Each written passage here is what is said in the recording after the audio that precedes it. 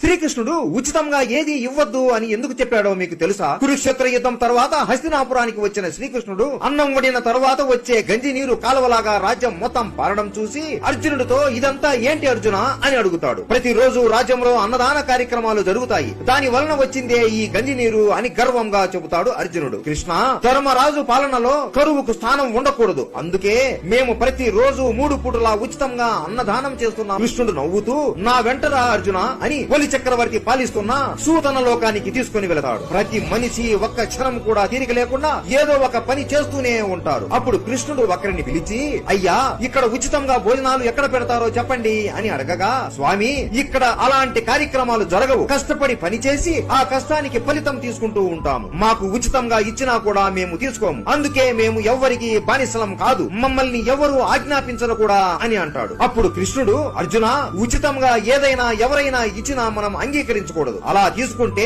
వాళ్ళ ముందు మనం తల దించినట్లే అని అర్థం. ఒక రాజ్యం బాగుపడాలి అంటే ఇలా ఉచితంగా ఏది ఇవ్వకూడదు అని అంటాడు. జై